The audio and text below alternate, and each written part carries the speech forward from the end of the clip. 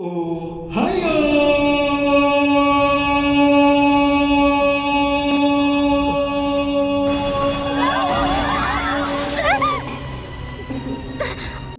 Komen, komen. Sekarang ini udah akhir season winter. Banyak anime yang bakalan tamat. Buat kalian yang doyannya maraton nonton sampai subuh, sekarang waktunya.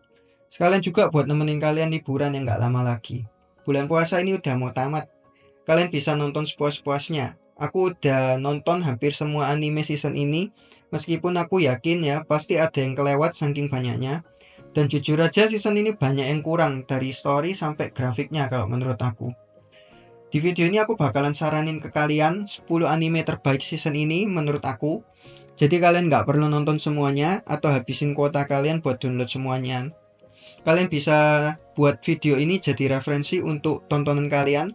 Aku bakal buat video ini pakai bahasa yang gampang banget. Jadi kalian para penonton pemula juga paham maksudnya. Terus aku juga bakal beri nilai buat story dan grafik dari masing-masing anime. Karena kadang ada anime yang storynya bagus, tapi malah grafiknya burik karena apes dapat studio. Atau grafiknya bagus, tapi storynya B aja.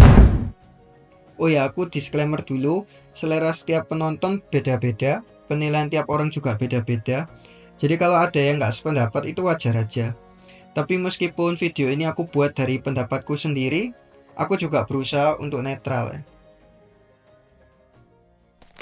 Di peringkat 10 ini aku akan masukin Arang Party Woridatsu Shita Orewa Moto Oshiego Tachi to Megyushin Buo Mesase.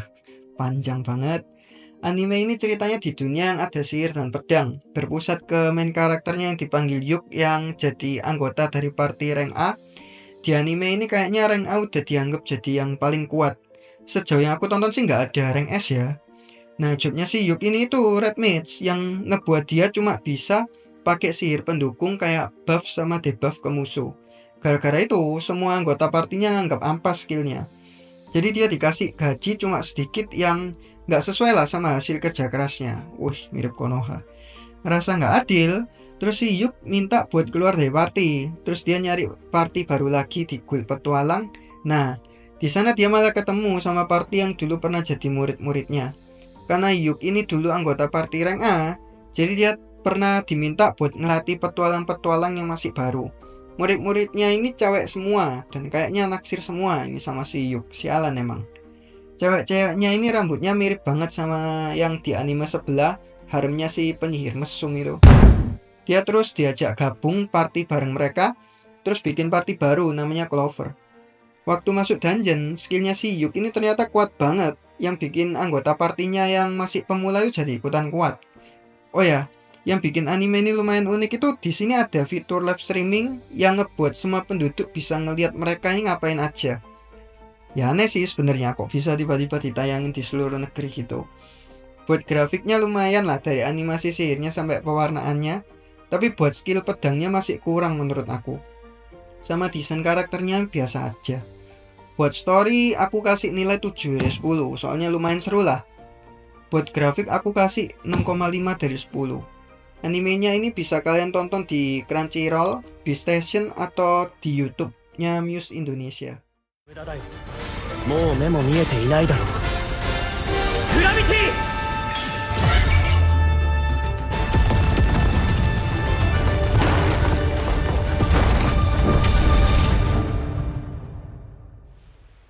討伐完了。 Yang ke-9 ada Honey Lemon Soda.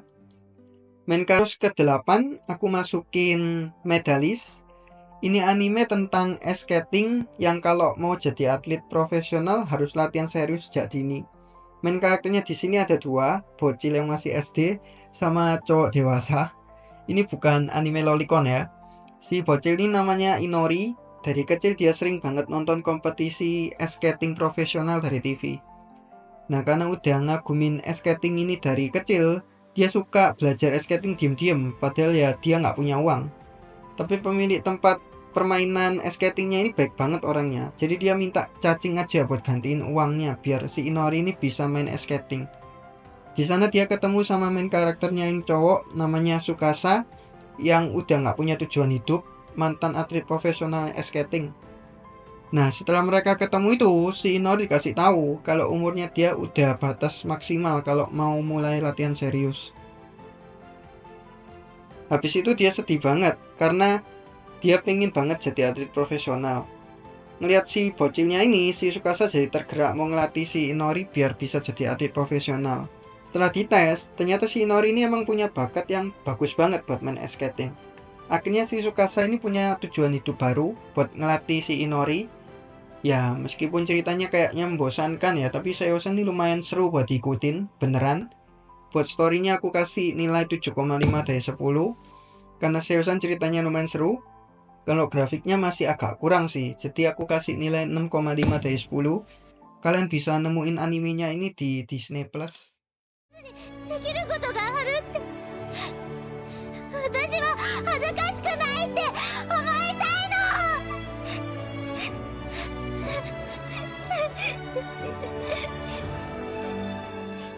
Di peringkat 7, ada Medaka Kuroiwa is Impervious to My Charms, yang nyeritain cewek cantik sama imut ini yang namanya Mona, yang udah dapetin perlakuan spesial sejak dia masih bayi. Karena dari kecil udah dibesarin kayak gitu, si Mona ini jadi narsis banget sekarang. Dia ngerasa paling sempurna dalam segalanya, dari penampilan, gaya, sampai kepribadiannya. Dia nggak salah sih, di anime ini semua cowok atau cewek pada naksir semua sama dia. Sampai akhirnya dia ketemu sama cowok anak pindahan dari sekolah lain yang nggak tertarik sama sekali sama dia. Namanya Kuroiwa. Satu-satunya orang yang cuek sama judes banget sama dia di kelas. Karena sikapnya si Kuroiwa ini, si Mona jadi kehilangan kepercayaan dirinya. Terus dia berusaha buat godain si cowok ini gimana pun caranya, dari dirayu-rayu sampai yang agak mesum-mesum gitu. Tapi tenang aja kalian, meskipun ini ada ecchinya, tapi masih kategori yang soft ecchi lah, jadi aman. Setelah berusaha sampai sekeras itu, si cowok ini bukannya kalah, tapi malah si Mona yang jadi malu-malu sendiri. Malah dia yang jadi naksir sama si cowok secara nggak sadar. Si Mona nggak tahu aja padahal si cowoknya ini udah suka aja dari sejak awal. Tapi si cowok ini ternyata pewaris kuil yang bikin dia nggak boleh punya hubungan apapun sama cewek. Mentalnya dia ini kuat banget sampai bisa nahan semua godaan yang dilakuin sama Mona. Ceritanya anime ini seru sih, romance sama komedinya dapat banget. Lumayan ngandung gula yang bakal bikin kita jadi senyum-senyum sendiri. Jadi untuk story aku kasih nilai 8 dari 10. Walau buat grafiknya masih kurang sih, jadi aku kasih nilai 6 dari 10. Kalian bisa nonton animenya ini di Crunchyroll. あとそういうのは好きな男だけに見せるもんだよ多分。何それ。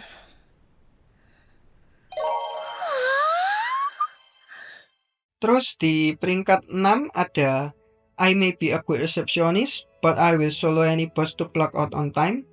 Animenya ini lumayan unik, yang biasanya kalau di Guild tuh nyeritain petualangnya, di sini ini nyeritain dari sudut pandang resepsionisnya. Resepsionisnya ini namanya Alina, yang sejak kecil tuh dia udah jadi resepsionis sebagai pekerjaan impiannya dia. Soalnya resepsionis di sini tuh kayak kerjanya nggak perlu mempertaruhkan nyawa, terus dibayarnya lumayan, sama bisa pulang tepat waktu gitu. Kayak kalau di Indonesia udah kayak PNS lah. Tapi ternyata impiannya dia itu nggak seindah realita. Selama dia jadi resepsionis ini, si Alina ini selalu kerja lembur, sama pulangnya telat-telat. Apalagi kalau ada dungeon baru atau ada event-event tertentu gitu. Hal yang kita nggak akan pernah kepikiran lah kalau nontonnya dari sudut pandang petualang. Tapi meskipun si Alina ini kerjanya resepsionis, sebenarnya dia punya skill yang rankingnya itu paling kuat di dunianya ini. Karena si Alina ini dambain hidup yang santai sama damai, jadi dia nggak mau jadi petualang. Pakai kekuatannya ini kadang-kadang dia harus turun tangan langsung ke dungeon buat modarin langsung bosnya sambil nyamar.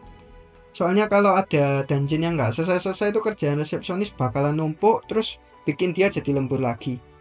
Gara-gara itu si Alina ini jadi punya identitas lain yang dikenal orang-orang sebagai eksekutor gitu. Oh ya, anime ini juga ada sedikit bumbu-bumbu romansnya sama cowok petualang yang ngejar-ngejarin dia terus. Storynya ini lumayan bagus dan seru sih, jadi aku kasih nilai 7 dari 10.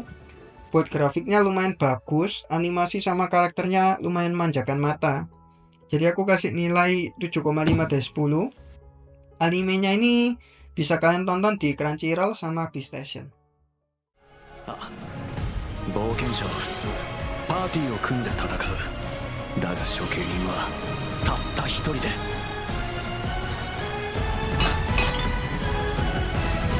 これで明日から定時で帰れるはず。 Di peringkat 5 ini aku taruh Sakamoto Days. Animenya ini nyeritain Sakamoto, pembunuh bayaran yang udah kelas atas banget. Dia ini jago banget bunuh orang, terus bisa pakai benda apapun jadi senjatanya dia. Ya pokoknya ceritanya pembunuh bayaran paling kuat lah. Sampai suatu hari si Sakamoto ini ke minimarket, terus malah naksir sama cewek mbak kasir ini. Habis itu dia mutusin buat pensiun, terus nikah sama si kasir ini. Terus buka toko kelontongnya dia sendiri. Gara-gara keenaan hidup santai sama damai, malah bikin dia jadi gendut mager kayak gini. Tapi karena sebelumnya dia pembunuh bayaran, dia nggak bisa nih seenaknya aja ninggalin organisasi terus pensiun gitu aja. Keluar dari organisasi ya sama aja mati gitu. Jadi dia diincar sama pembunuh-pembunuh dari organisasi lamanya sambil jagain toko kelontongnya dia ini.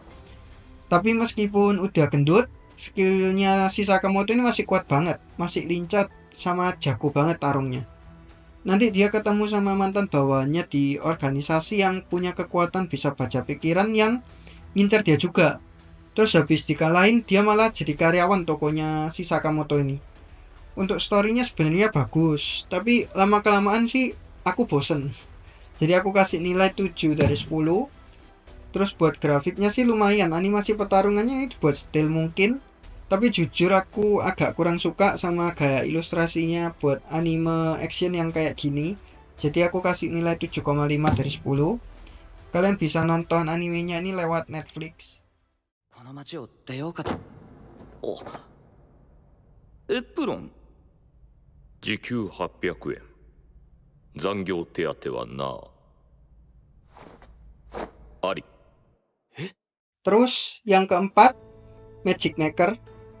Nyeritain wibu yang udah akut banget, nggak ketolong, yang percaya kalau sihir itu ada di dunia ini.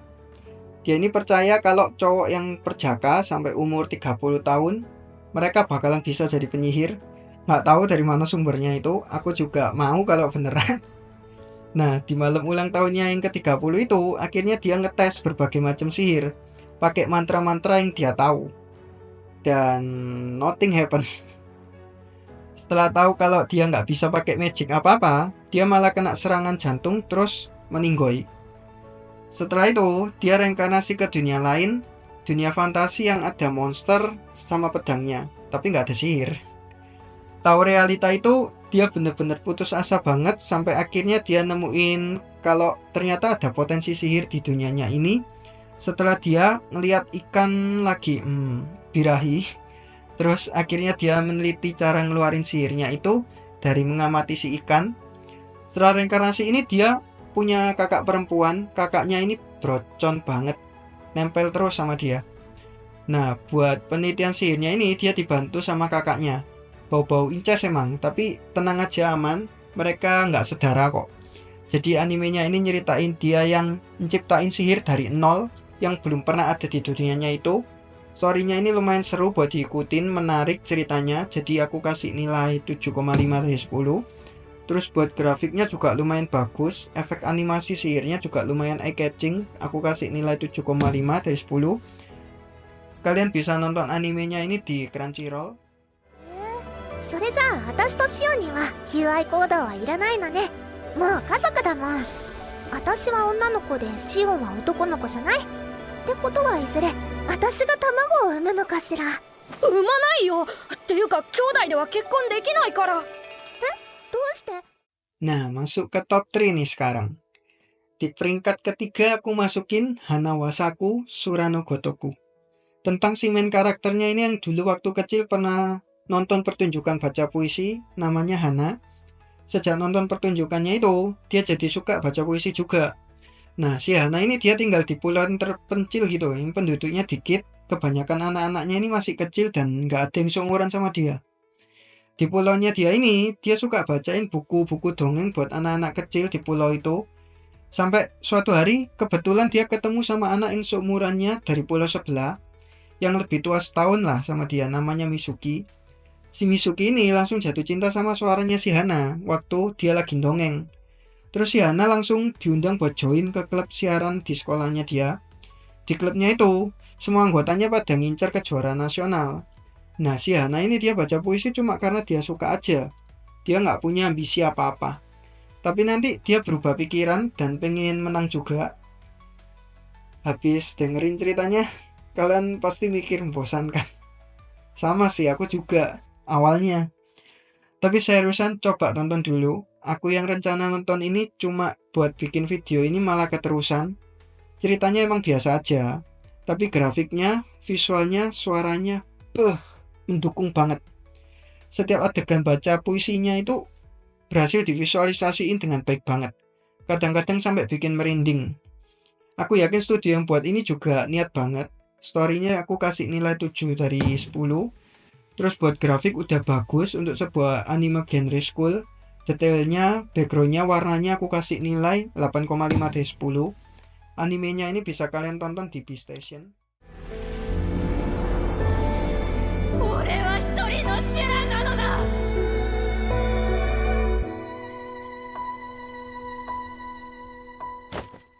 Peringkat kedua, ada Ameku Takao no Suirikarte, anime tentang misteri yang kalau Conan tuh detektif, yang ini dokternya.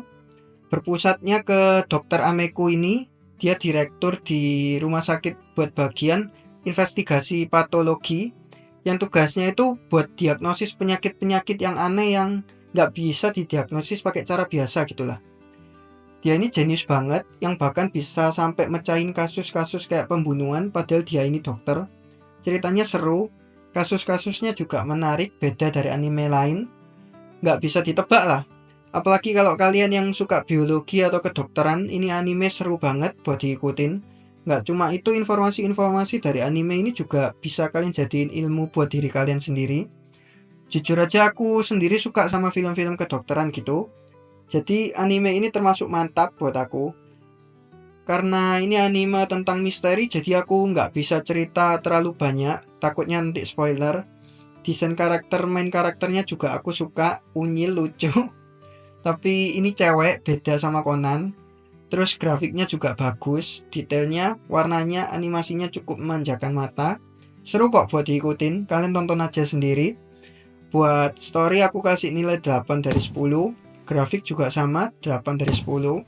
Animenya ini bisa kalian lihat ada di Crunchyroll.